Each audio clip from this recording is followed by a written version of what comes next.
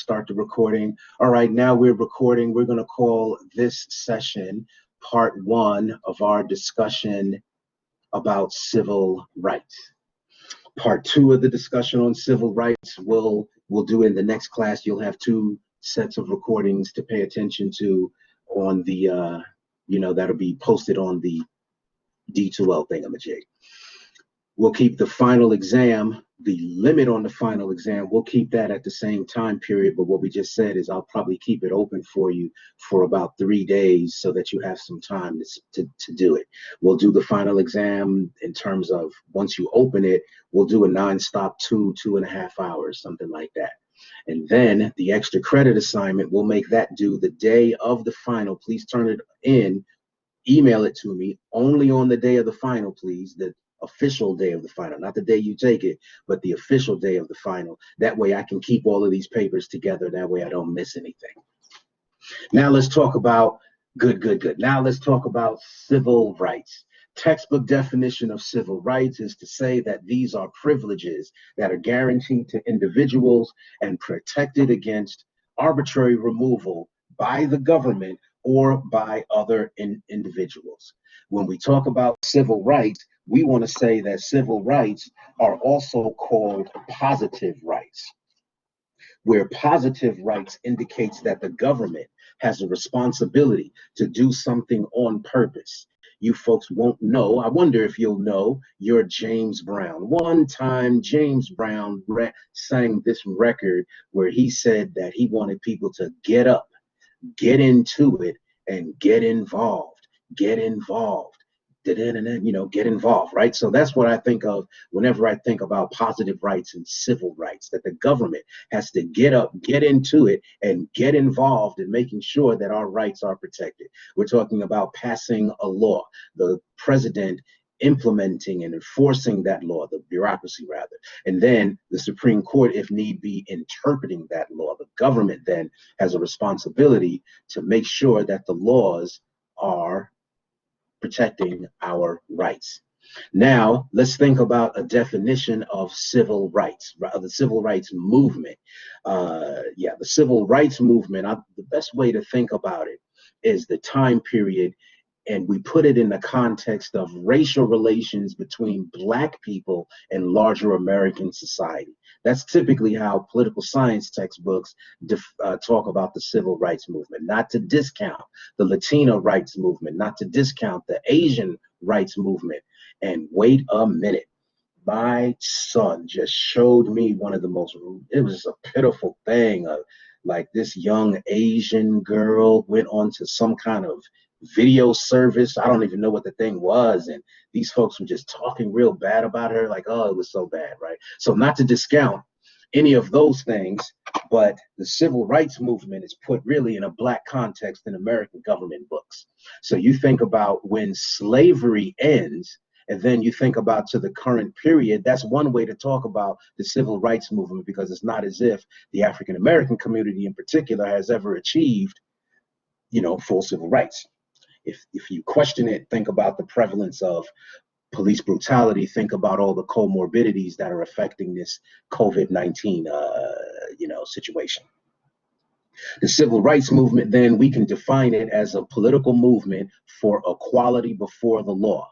This movement is characterized by popular pressure being applied to policymakers at whatever level the protesters feel necessary.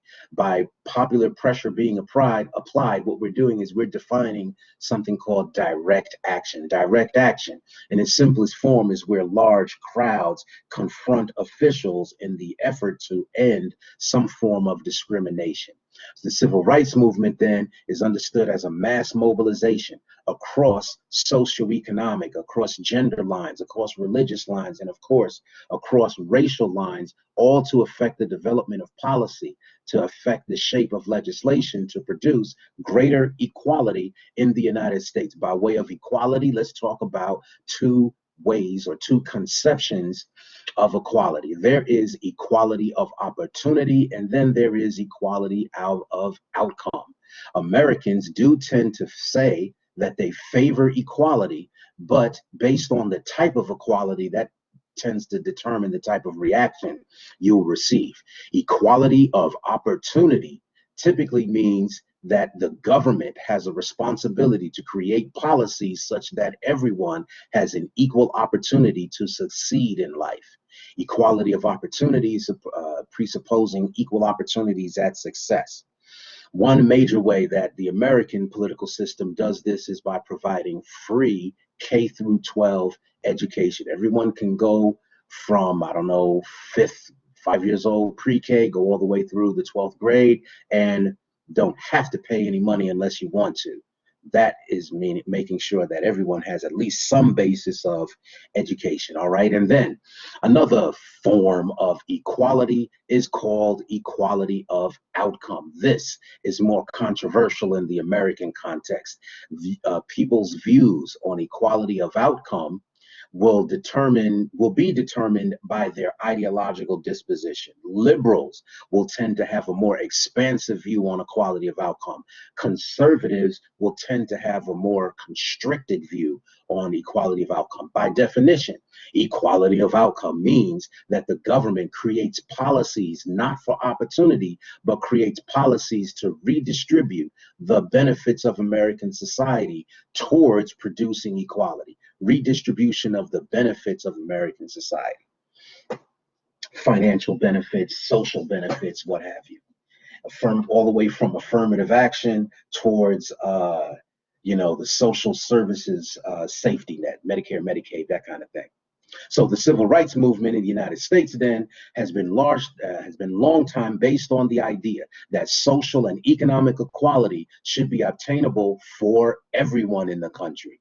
And the federal government bears a key responsibility in creating that equality. Now let's pay some attention to some Supreme Court decisions.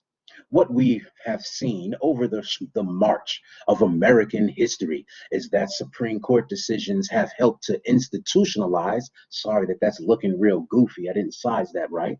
But, Supreme Court decisions have helped to institutionalize racism and have helped to challenge racism, right? They have helped to create and concretize and enshrine certain discriminations. And then later in American history, the Supreme Court was one of the tools used to dispel, to dilute, to erase certain forms of discrimination. Case in point, we'll cover these later in the slides, but case in point, you have the Dred Scott decision, 1856, 1857, where Dred Scott essentially is suing for his freedom, and the Supreme Court renders the decision and says, wait a minute, you are not a person under the law, that Black people are not citizens, that Black people have no rights, that white people are bound to respect. That's something that the Supreme Court said a few decades later.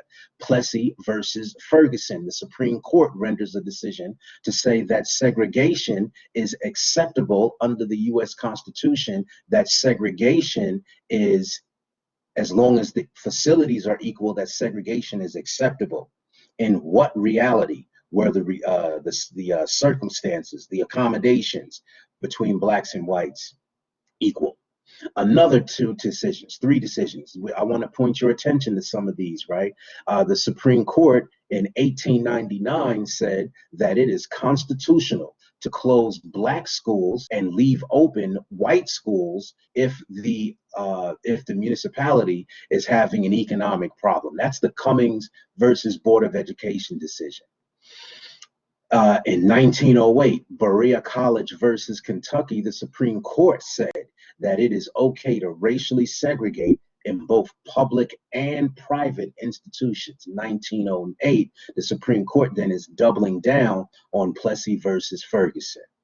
And then you look at the 1927 decision that said, where the Supreme Court says that it is acceptable to keep Asian Americans out of public schools. That's the Gone Long versus Rice decision. So I'm giving you just 5 examples out of a lot, 5 examples where the Supreme Court has been the agent of discrimination, not the agent to dispel, but the agent of discrimination.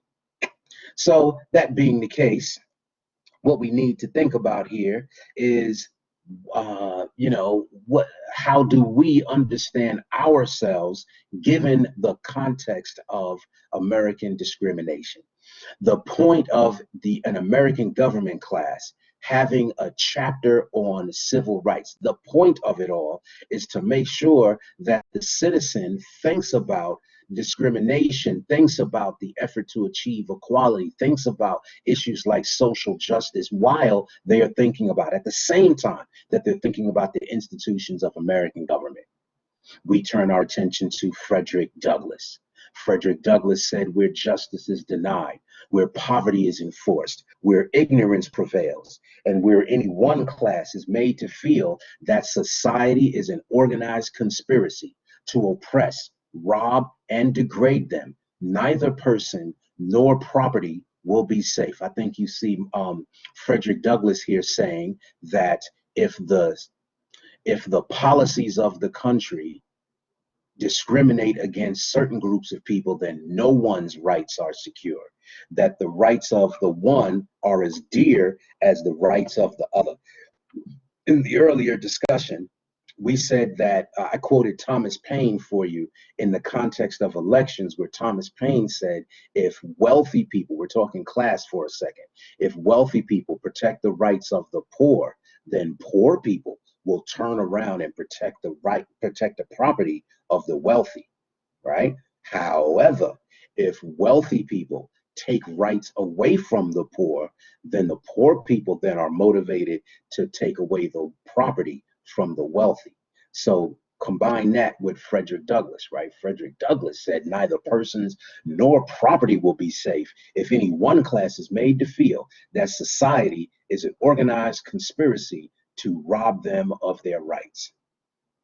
Towards that note, let me turn your attention again to the Dred Scott decision. Let's read from the majority opinion. The Supreme Court says the question before us is whether the class of persons, meaning African Americans, described in the plea in abatement compose a portion of this people and are constituent members of this sovereignty. We think they are not. Let that sit for a second. And that they are not included and were not intended to be included under the word citizens in the Constitution. And so the Supreme Court says they can therefore claim none of the rights and privileges that the instrument, that the Constitution provides and secures for citizens of the United States. That's a heck of a thing. That's a heck of a thing for us to find in American history, right? And so the Dred Scott decision essentially says that there's not enough slavery in the United States. It puts pressure on the northern states to have more slavery, and northern states with their ideas at cosmopolitan industrialism and trade relations on goods, manufactured goods with the rest of the world, then you have yourself a civil war. So the Dred Scott decision is seen as one of the precipitating factors towards the Civil War. We'll glaze over this quickly. You'll remember with me, well, maybe not so quickly. Remember with me that we covered the 14th Amendment. And we said that the 14th Amendment has three specific things, three key ideas in it. So remember, the 13th Amendment, hopefully you can see it, the 13th Amendment ends slavery, importantly, except as punishment for a crime. The 13th Amendment ends legal slavery, all right? You go to the 13th Amendment ends slavery. You go to the 14th Amendment. Let's look through it again. I don't know if we did this already, but let's do it one more time. The 14th Amendment says, if you're born in the United States, then you are a citizen of the United States. That's called birthright citizenship.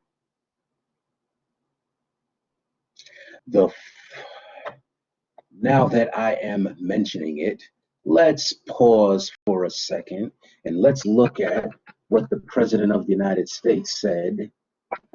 I've been running my mouth all day. And so let's look at this, right? Towards the, remember the Trump administration has made an issue of the 14th Amendment. They have said that they do not like birthright citizenship. When he ran for election in 2016, the Trump administration said he would try to I don't know, destroy that part of the 14th Amendment. And then just today, the Trump administration is using the coronavirus perhaps as an excuse to, he, I don't know if he signed it yet, but that he, is going to sign an executive order to ban all immigration. That he's going to sign an executive order to ban immigration. Mm-hmm. All right, let's get that article out of the way here. Right, I think I'm doing something wrong because I am having a hard time switching between my screens today. All right. Okay, so I was offering that to you by way of the 14th Amendment. Now that I've switched screens, I cannot find.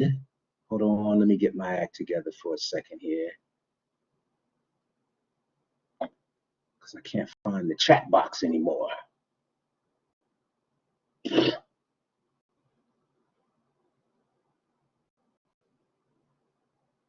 All right, let me keep on going.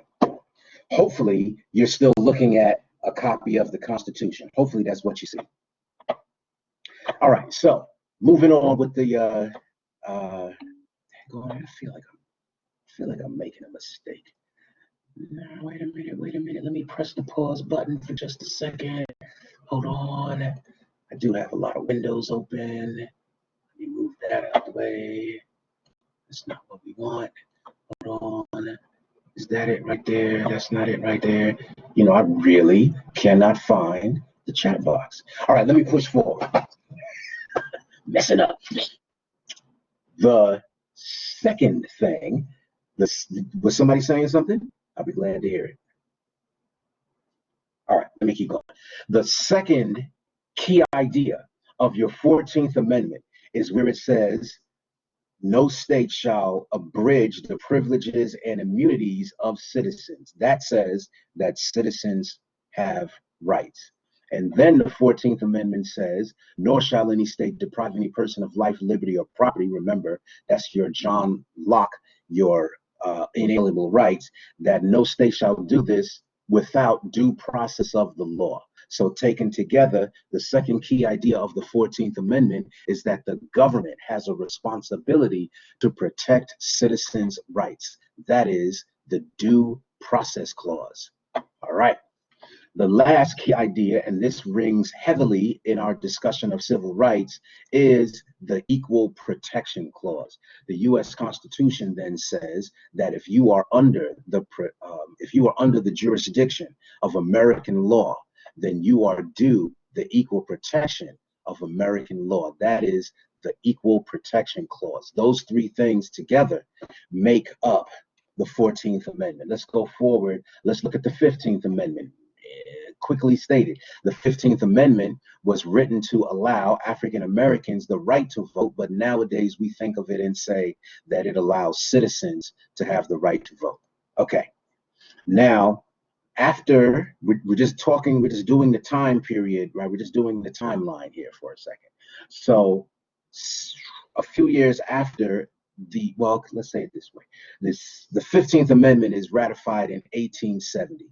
By 1876, Republicans and Democrats reached what's called the Hayes-Tilden Compromise, such that the Republicans wanted the presidency. The Democrats said, we'll give you guys the presidency if you take the northern troops out of our southern cities and municipalities. The Republicans took that deal, betrayed the African American community, because once the northern troops are taken out of the South then reverts into a level of barbarism, just as it was under slavery. And the South then begins to change laws and create policies that put Black people in second-class citizenship. The catchphrase for those laws and policies is called the Jim Crow era, or those laws are called the Black Codes, because their goal is to essentially discriminate against African Americans. In the context of the Jim Crow, not United States, you have Plessy versus Ferguson, right? Plessy versus Ferguson, he tested the system. Homer Plessy did, trying to ride a train car that, trying to desegregate the train cars. And so the Supreme Court says that racial segregation is acceptable under the Equal Protection Clause of the Constitution. And that is the way it stands. It stood for quite some time, right? From 1896 all the way through 1954 in the Brown versus Board of Education. Let's define racial segregation. Well, your book says separation from society because of race. I think that kind of soft pedals what we're talking about. Racial segregation means that African Americans in particular are kept in second-class citizenship. This is something that Latino communities and Asian communities did have to deal with, but when we talk about this, we're largely speaking in the African American context, right? The Plessy versus Ferguson decision nullified major portions of the Civil Rights Act that was passed during the Reconstruction period, and it makes not only federal discrimination, but it makes not discrimination, segregation legal. All right. In the same context, during Jim Crow America, if not right now, during Jim Crow America, you see the rise of the Ku Klux Klan. And the Ku Klux Klan is just symbolic of, emblematic of how violence was used as a tool to politically repress African Americans and people who would ally themselves with the civil rights movement. Look at these pictures. I wonder if you know these individuals. You see those pictures. That's Goodwin, Chaney, and Schwerner. I could tell you the story, but they were essentially lynched by the Ku Klux Klan in Mississippi. That man in the middle, that is the famous civil rights activist from Mississippi again. That's Medgar Evers. Medgar Evers was killed with a World War II rifle, sniper rifle, World War I sniper rifle. And then this young person here, this is Emmett Till. This is Emmett Till, right? Emmett Till was 14 years old, and he takes a trip to visit the family, right? And he goes to a city called Money, Mississippi. The story goes that Emmett Till supposedly whistled at a white woman in a store. And in response, in response, the husband and a couple of his friends go to Emmett Till's grandfather's house where he was staying. Mose Wright was the grandfather's name. They abduct Emmett Till, and then they take him to a barn, tie him up, and just brutalize him, beat him. Essentially, at the end, they shoot him in the head. They tie his body to a industrial fan and throw him in the river, where his body decomposes. And when he is found, his body has morphed into this disfigured human being. The lynching of Emmett Till is one of the precipitating factors that led to what we call the Orthodox Civil Rights Movement. Emmett Till's mother, Mamie Till, had an open casket because she wanted the world to see what segregation in Jim Crow America had done to her son. And you'll watch the documentary when people are passing by the casket, they're falling out, they are fainting, they just can't believe what they see. And it motivates people, black and white, to want to work to change segregation in the work to end segregation in the United States. Coincidentally, a reporter caught up with the woman supposedly that had been whistled at by Emmett Till. Her name was Carolyn Bryant Donham, right? And the reporter catches up to her and gets her to admit, yes, she made that story up. She did not, that Emmett Till did not whistle at her. He did not. Remember, Emmett Till is 14 years old, right? And so she admitted that she made up the notion that he made some type of physical advance towards her. And yeah, she admitted that she lied about it. You see that last line, she says she felt tender sorrow for Mamie Till's mother, Emmett Till's mother. So let's define again the civil rights movement. I'm gonna go for another few moments here. Let me go forward a bit. Actually, let's do one more slide, and then I'll complete the rest of this, the next discussion, I think. All right. So one more time, we said that the civil rights movement is a political movement for African American equality before the law that is characterized by popular pressure being applied to policymakers at all levels of government. We're saying that the civil rights movement is a mass mobilization across economic, socioeconomic, gender, religious, racial lines that affect the development of policy. Matter of fact, let me finish this point on Brown versus Board of Education. In one of the core organizations that helped change America during the even before the Orthodox civil rights movement, but during the civil rights movement was the NAACP, founded in 1909 by those individuals there. The NAACP, their goal was to use the law to attack segregation, They felt that they could use the court system to make unjust laws disappear from American life. And their challenges to the legalization of segregation essentially is the story of civil rights. This individual here, his name is Charles Hamilton Houston, Dean Houston of Howard University's Law School, HBCU in the house. Dean Houston here, his notion, his contribution to the civil rights period is that he comes up with the notion that the civil rights attorney can be a social engineer, in that the civil rights attorney can use the law to challenge segregation. Charles Hamilton Houston, unfortunately, he's dead, by 1950, 1951, he dies. But he left us his great student, one of the most successful civil rights attorneys in American history, Thurgood Marshall. Before Thurgood Marshall was the first Supreme Court justice, before he was the first Black Supreme Court justice, before he was, I believe, the first Black Solicitor General, Thurgood Marshall is one of the most successful lawyers in arguing cases in front of the Supreme Court. The note, you see here, Thurgood Marshall argued 32 cases before the Supreme Court and won 29 of them. I've listed some of the more famous ones there. Thurgood Marshall turns his attention, or his attention is turned toward desegregation of American life. They decide tactically to focus on desegregating the schools. Thurgood Marshall says we need to prove that segregated schools are harming Black children. Thurgood Marshall then turns his attention to Dr. Kenneth and Dr. Mamie Clark, a husband and wife psychology team.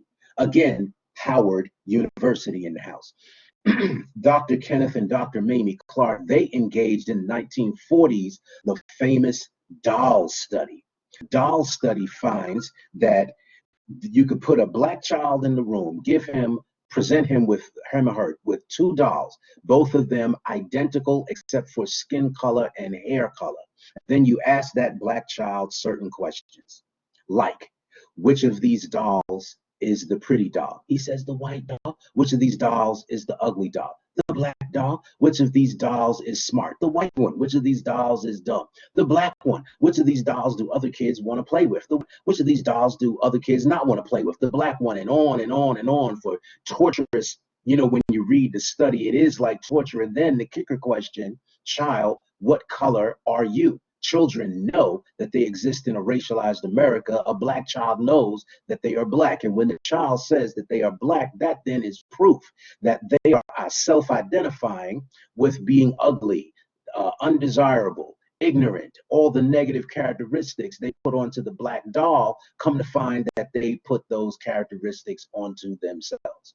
So Dr. Kenneth and Mamie Clark then prove that segregated schools are producing psychological harm in the minds of Black children in the form of internalized racism and various forms of self-hatred. And that is the thought process behind Brown versus Board of Education. I was manipulating the slides and I do not see my slide on Brown versus Board of Education. So I'll do it better. But Brown versus Board of Education is where the Supreme Court says that segregated schools are a violation of the Equal Protection Clause. Remember the Equal Protection Clause, that if you're under the jurisdiction of American law, then you are due the equal protection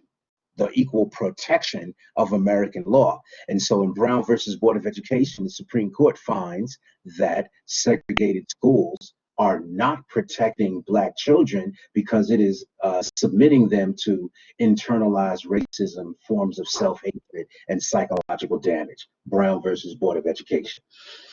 All right, so I think I will stop talking here and I'll lay it on the next class. You see, we do have some other things to talk about.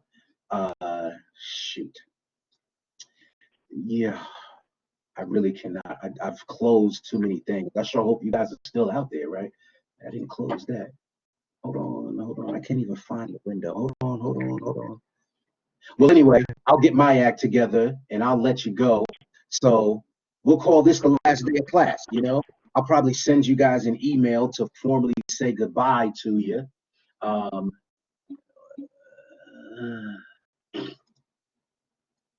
Yeah. I'll send you something to formally say goodbye, but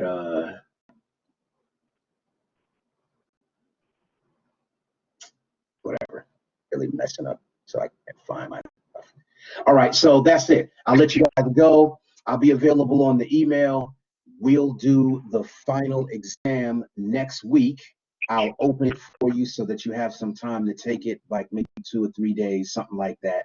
And I'll take your extra credit papers. Please only send it to me on the day of the final. That's that. I can hear the bing that you're saying something to me, but I daggone closed it, so I can't see what you're saying. But I'll send you guys a goodbye email. Boom, I got it. Never mind. I found it. All right, hold on. Let me talk to you for a second. Let me end the recording because I know this is going to be sounding real goofy.